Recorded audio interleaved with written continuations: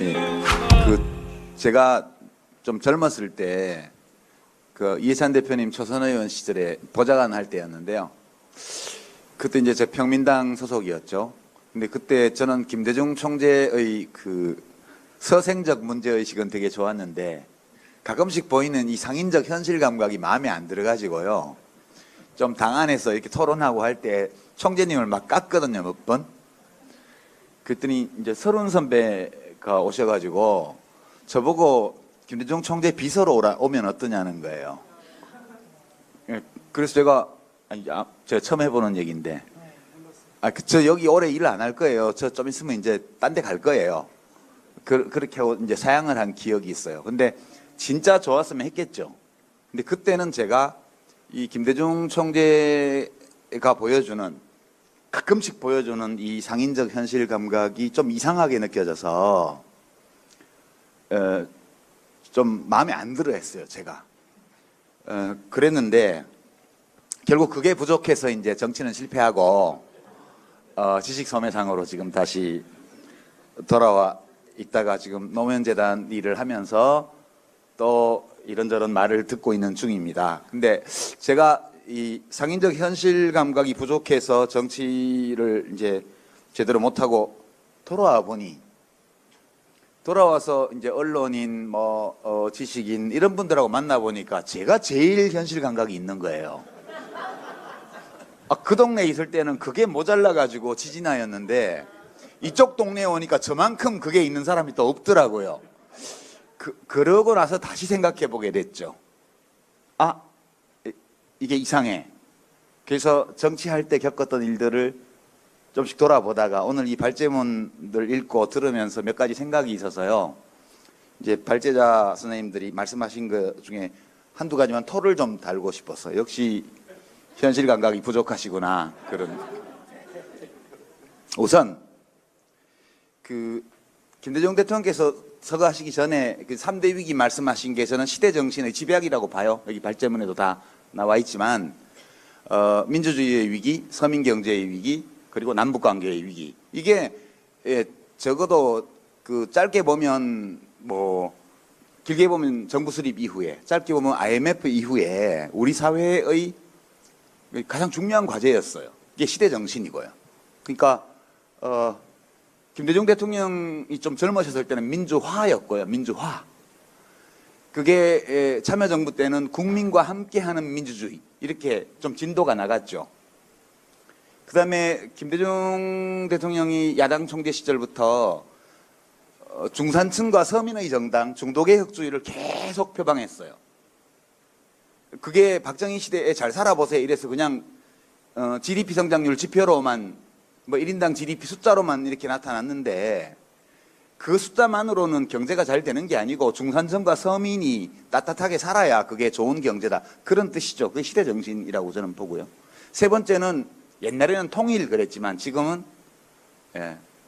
평화통일, 더 나아가서는 통일 얘기를 안 하고 평화번영, 공존공영 되게 이런 개념으로 지금 바뀌어져 왔습니다. 그러니까 이 3대 분야가 시대 정신이 대통령 선거 있는 5년마다 바뀔 수가 없어요. 저는 사실은 대선 할 때마다 좀 웃긴다고 생각해 왔어요, 늘. 언론인 여러분들이 오셔가지고 학자분들이 오셔서 시대 정신을 어떻게 무슨 시대 정신이 5년마다 바뀌어요. 시대 정신 하면 최소한 50년은 가는 거죠. 100년이 갈 수도 있고요. 저는 수십 년째 그것이 우리의 시대 정신이라고 생각하고 이 두 분은 그 목표를 향해서 두 분의 각기 자기만의 방법으로 접근하셨던 분이라고 봐요. 근데 이게 좀 변화가 있는 것 같아요. 그게 이제 우선 대선을 보면 김대중 대통령님이 당선될 때는 솔직히 개인기, 그죠? 개인기, 그 다음에 구도, 이슈. 이게 인물, 구도, 이슈가 선거의 3대 변수라 그러는데 1997년 12월 대선은 구도가 압도적이었어요. DJP 연합하고 이인재 씨가 따로 출마해서 당시 보수 분열이 일어나고 진보 쪽은 보수 일부하고 손잡고 이렇게 해서 유리한 구도를 만들어서 겨우 진짜 1점 몇 프로 이겼잖아요. 굉장히 운도 어찌 보면 운이 나빴다고 할 수도 있고, 그 정도 위기 상황이면 정권이 그냥 넘어와야 되는데 안 넘어오고 이인재 씨가 영남에서만 300만 표를 끌어갔잖아요. 저는 그래서 이인재 씨를 되게 좋아합니다. 지금도. 그분이 뭐 어떤 일을 하더라도 그거 하나로 다 저는 용서가 될 뿐만 아니라 지금도 굉장히 감사하게 생각해요. 고용보험도 잘 만드신 분이고요. 그때 그런 업적이 있다고 저는 생각해요. 근데 확실히 우리가 발전한 게요. 노무현 대통령 때 보면 구도가 이제 그 비슷한 구도가 왔다가 막판에 깨졌잖아요. 그런데도 이겼어요. 그런데도 김대중 대통령님은 거진 한 30년을 대통령 후보 하시다가 대통령이 되셨는데, 노무현 대통령은 그냥 한 몇 달 후보 하다가 그냥 대통령이 되셨어요. 그죠? 처음 대통령 후보 돼서 대통령이 되셨죠. 그때는 보면 구도가 그냥 1대1 구도가 권영길 후보가 있어서 1대1 구도에서 약간 불리한 그런 건데, 여기는 김대중 대통령 집권 5년의 바탕 위에서 노무현 후보의 개인기가 크게 발휘됐던 선거라고 저는 봐요. 다른 후보가 나가서는 못 이겼으리라고 봐요. 문재인 대통령이 세 번째인데요. 문재인 대통령이 뭐 인간적인 매력이 확 땡기는 맛이 있습니까? 아니, 솔직히 고구마라고 그랬잖아요. 대선 때는. 그럼 구도를 특별히 짰나? 그런 것도 없어요. 그냥 시민들이 촛불혁명 일으켜서 대통령 선거를 조기에 실시하게 됐고, 거기 그냥 나가셔가지고 그냥 원래 생기신 대로 그냥 하시다가 대통령이 되신 거예요. 이 선거는 보면 국민의 영향이 압도적인, 국민들의 열망이 압도한 선거예요. 제가 선거 개표방송 준비하면서 여론조사표를 매일 보는데 600만 표 이기나 못 이기나 그것만 관심이었어요. 한 열흘 보름 전부터요. 그러니까 국민의 영향이 압도한 선거였어요. 그러니까 보세요. 구도에서 인물로 시민의 영향으로 주요 변수가 달라졌잖아요. 그리고 표수도 더 많이 이겼어요. 그렇게 오면서. 그래서 아까 뭐 그 착시? 근데 저는 완전 착시는 아니라고 봐요. 이렇게 우리는 꾸준히 우리 시민들의 영향이 선거에서 다른 변수를 압도할 만큼 지금 커지고 있다. 물론 또 변할 수 있기 때문에 이것이 항구적인 것은 아니지만 그 점은 제가 좀 강조드리고 싶고요. 그 다음에 노동 문제요. 노동 문제가 이제 이게 우리 시대 정신의 두 번째, 이렇게 서민 경제라고 이제 김대중 대통령이 말씀하신, 노무현 대통령 국정 방침 중에 두 번째, 고루 잘 사는 균형 발전 사회. 여기서 균형이라는 거는 지역 균형 있죠? 그거 위해서는 이제 행정수도, 그 다음에 공공기관 이전 이런 걸 적극적으로 하셨어요. 두 번째는 계층 간의 고루 균형 발전이요. 이거 위해서 이제 노동정책, 노사관계 정책을 잘해야 되는데 잘 안 됐어요. 아까 지적하신 것처럼 되게 잘 안 됐고요. 대통령님, 노무현 대통령이 이거에 대해서 가장 큰 좌절감을 느끼셨고요. 제가 노동부 장관 시켜달라고 한 적이 있어요. 대통령님, 노사관계 이래서 큰일이, 노정관계가 이래서 큰일이니까 저를 노동부 장관 시켜주시면 제가 가서 한번 잘해보겠습니다. 그때 화를 내시더라고요. 제가 살면서 저한테 딱 화내시는 거 한 번 봤어요.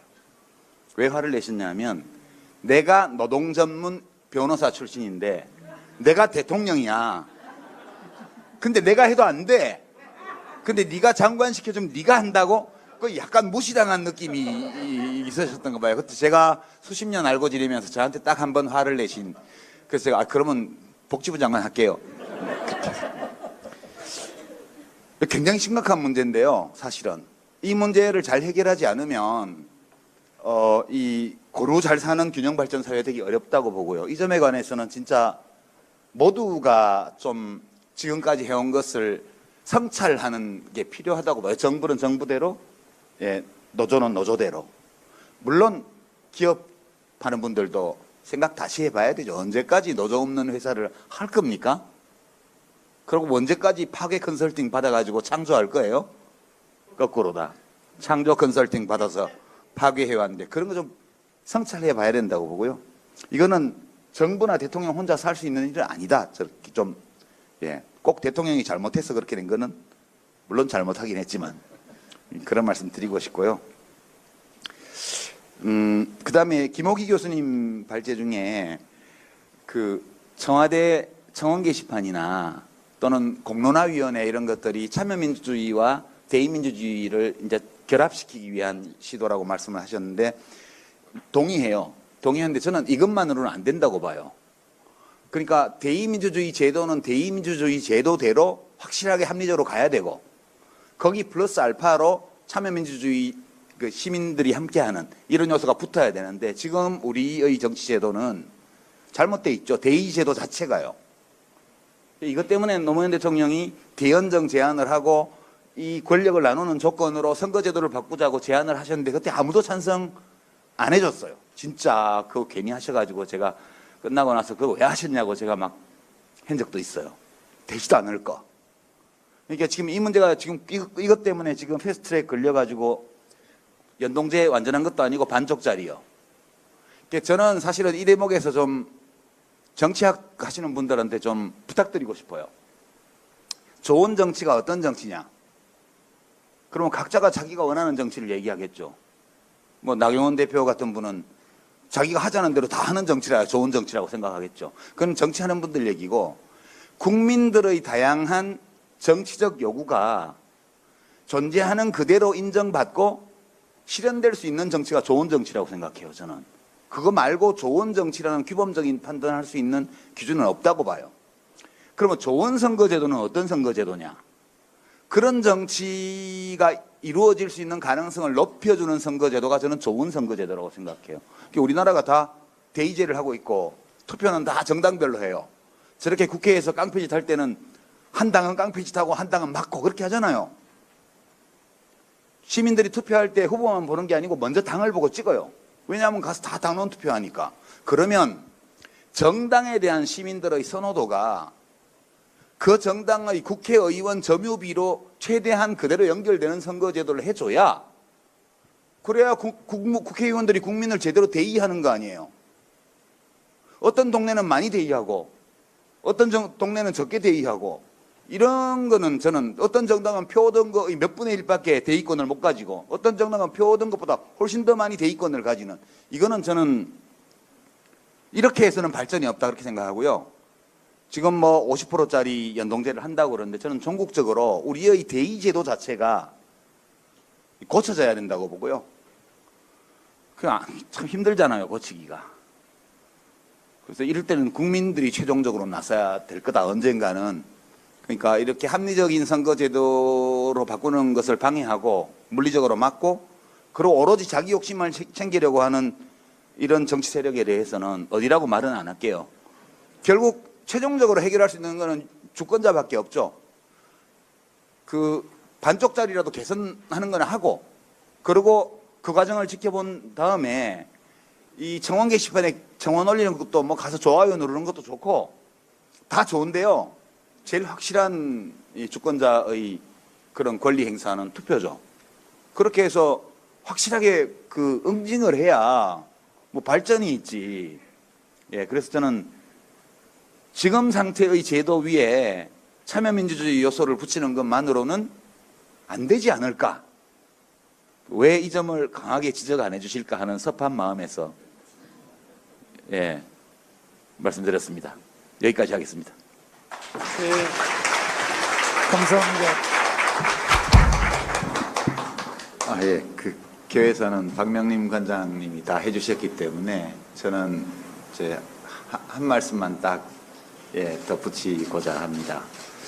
김대중 대통령님하고 노무현 대통령님은 개성이 매우 다른 분이셨죠. 알면 알수록 두 분은 개인적인 특성 면에서는 참 다른 분이셨다는 생각이 많이 듭니다.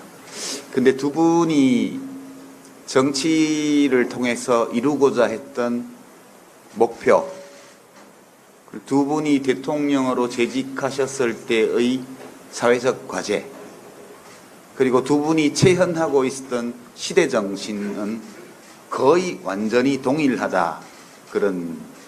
그렇게 생각합니다. 두 분이 연이어서 대통령을 하셨기 때문이기도 하지만 적어도 길게 보면 정부 수립 이후, 짧게 보면 IMF 외환 위기 이후에 우리 사회가 안고 있는 과제, 우리 이 동시대의 시민들이 원하는 어떤 사회의 모습 이런 것들은 두 분 대통령께서 제지했던 그 5년 동안 전혀 다를 바가 없었고, 그래서 두 분이 같은 곳을 보면서 조금 다른 방식으로 그렇게 바톤을 이어받으면서 가셨던 게 아닌가, 이런 소회가 듭니다. 앞으로 오늘의 행사뿐만 아니고 저희 김대중 도서관과 노무현 재단이 앞으로도 이 두 분 대통령님들의 체현했던 시대 정신을 좌표로 삼아서 함께 나아갈 수 있도록 그렇게 많은 사업을 앞으로도 함께 했으면 하는 소망을 말씀드리면서 기획사를 대신하겠습니다. 예, 감사합니다.